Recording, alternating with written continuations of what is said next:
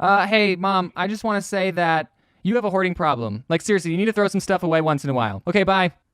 Man, I love her. And I know in the video I said that I made it when I was like 9, but looking back at this, I want to say that I was like 6 months old. It's that bad. Wah. You might not be able to tell from the comic, but that's the sound of a fire truck pulling up, because in panel number 3, there's firefighters saying, "Where's the fire?" And you know they're firefighters because this guy's holding a fire hose. That's a hose, okay? I was 6, you perverts! And we see Garfield say, "Yes, it is." So, like I said, I don't know what this one's about. I don't know what the joke is. I just don't get it. So, 7-day vegan challenge, baby. Solves all your problems. Can't get enough sleep? 7-day vegan challenge, baby. Can't find your car keys? 7-day vegan challenge, baby. People keep interrupting you? You want to die?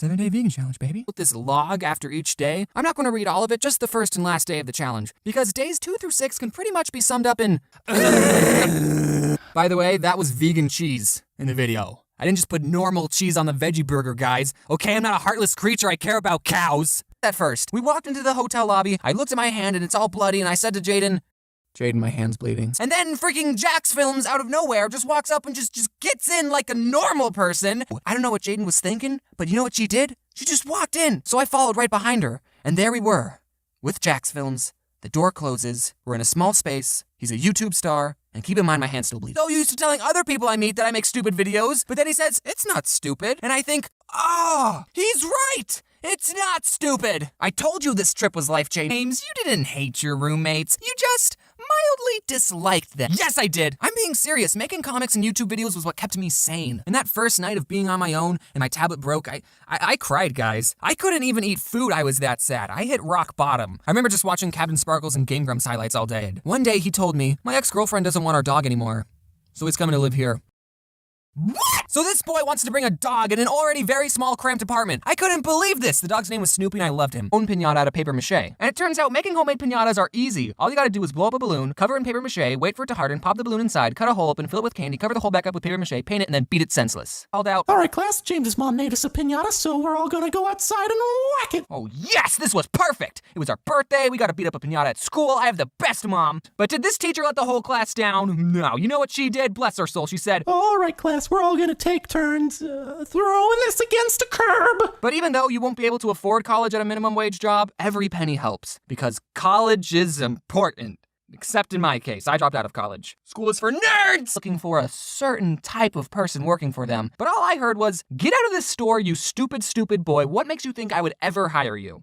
Certain type. Are you looking for a person who puts all the sour cream on one half of the burrito? Is that what you mean by certain type? Because you seem to have an excess amount of people of that certain type! Hashtag boycott Chipotle because they didn't hire James like 3 years ago. And I told them, yeah, okay, I'll leave. And as I was walking to my car, I was doing the problem in my head, and I was like, no, I did it right. And then in the car, I even got out a piece of paper and I did the problem again. No, I'm still right. But then they told me they'd give me a second chance. Ooh, I was ecstatic. I had to go to Target and buy another nice shirt because I only own one nice shirt and it'd be weird if I showed up in the same shirt. I get there, I get the problem about a farmer and his fence. I totally nailed that science fair.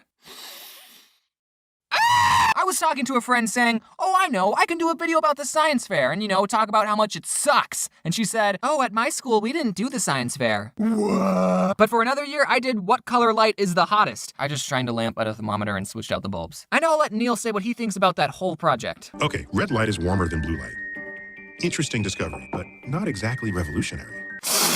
Thanks, Neil. Yeah, just completely discredited all my research. I'm fine. For this thing called Cub Scout Day Camp. I don't know if it was just an Arizona thing, but I hated it. Cub Scout Day Camp took camping and made it unfun. And surprisingly, even as a 7 and 8-year-old, I loved camping. Really, James? Someone who sits in front of the computer all day drawing Pokemon? You like toughing it out and sleeping in the woods? Yes! Oh, yes! If you've never been camping, get on that I was climbing on. And I kept getting all these scrapes and bruises, and they really hurt. And then we went swimming. That was one of the activities. There was a swimming pool. But just being the little punk kid that I was like, no, I don't want to go swimming. So they made me sit off to the side, and they said I couldn't swim. But then later I was like, I want to go swimming now. The next morning when I was supposed to leave for the 3rd day, I told my mom that I didn't want to go and she had to tell the carpool that her son didn't want to go because he's a huge puss. I'm excited to tell you this story. Wow!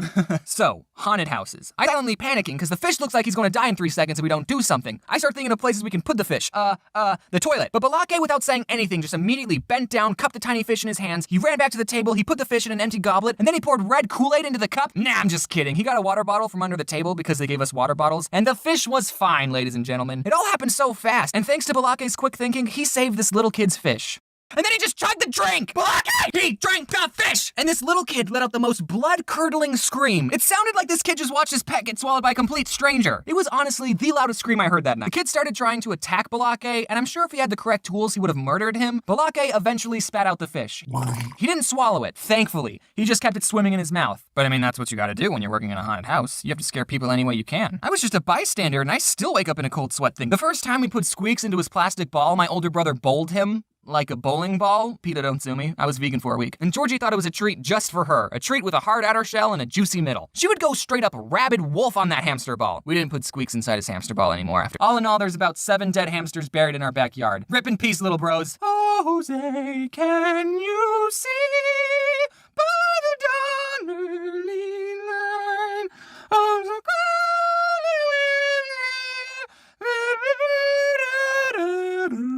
Were any of your pet hamsters brutally murdered by your dog? I almost lost a $1,000 scholarship because of plagiarism. Let's talk about that. And I found this article talking about it, and the article said some things that would have been perfect in my essay, so Control-C, Control-V. I turned it in, I didn't think too much of it, but then when I got it back, the conclusion paragraph had been highlighted and a "See Me" was written next to it. The teacher caught me, I guess she's a fan of CGP Grey, and gave me a 0 on the final. So I ended up getting a D in the class, and that was the worst grade I got in community college. Part of me was like, whatever. I don't care. Oh, you failed public speaking.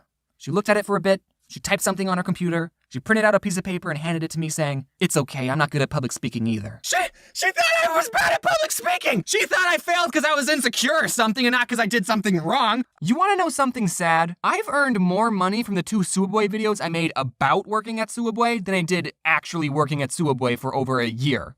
So here we go, Suabwe part 3, baby. I still got more to say. I used to work there, in case you didn't know that. Turns out the employee making my sandwich was a huge idiot. Can I get a BMT, but instead of ham, I have turkey? And you know what he said to me? He said, no. I don't think I'm asking for too much. At my Suabwe, the BMT and the turkey Italiano were the same price, okay? And what do you mean, no, you can't put on turkey? Who's stopping you? I know for a fact that you don't count the slices of turkey at the end of the night. Just hook me up, please. I'm feeling sad. But then when he was all done, he put my sandwich by the cash register, and then he just started helping the next customer. And they hadn't even started making their sandwich. Just ring me up so I can leave and then help the next person. But no, I had to wait for him to finish this person's sandwich. If I wasn't so nice, I would have just took the sandwich and walked off. But I didn't, because I'm so nice. Yeah, I'm going up to my father's funeral this weekend. After my mother died, he couldn't last that long. Yeah, that really sucks. I'm just some underpaid sandwich artist with really bad people skills. But while I was bringing in the table, these 2 old guys got out of their car and asked, "Are you guys closed?" Yep. Did you come here to listen to me talk about juvenile topics and tell bad puns? Well, you're in luck. What? You didn't? Aw, that really pisses me off. Merry Christmas. Yeah, that's right, I said it. What are you gonna do about it, atheist? Anyways, I love you, Mom, and now I'll immortalize and monetize some of that love. When I was younger and still in need of adult supervision, my mom would take me and my twin sister out to run errands with her. And as you would expect, we were rowdy and wanted to do our own thing. But my mom was prepared for this. She would bring 2 plastic baggies filled with 10 M&Ms, and every time my sister or I misbehaved, she would eat an M&M right in front of us. And she made sure we saw her eat our M&Ms. She didn't give us a warning either. If we did anything remotely bad, she would say, hey, look at me.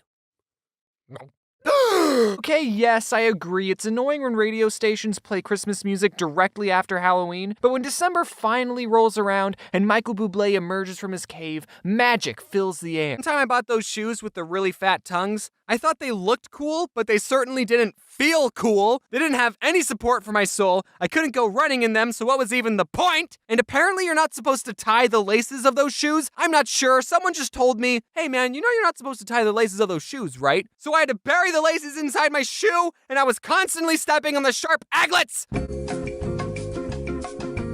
And all the cool kids saw my shoes and said, hey James, those are some pretty fat tongues you got there.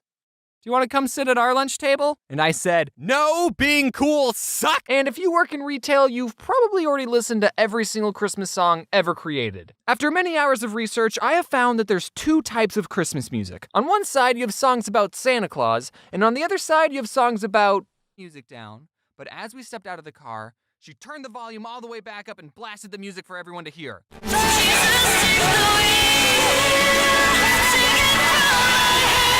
easily the most sung about holiday. Halloween isn't even in a close second, but it's also the most diverse genre of music out there. You have songs like Away in a Manger and Silent Night that can put anyone to sleep. Okay, class, spell Wednesday. I don't know how to spell Wednesday. Well, James, just sound it out. Oh, okay. So, like this? No, James, it's Wednesday. You said sound it out, and that's how you sound it out. You think you have it bad? Do is spelt with an X. All I want for Christmas is my 2 front teeth, a hippopotamus, and you.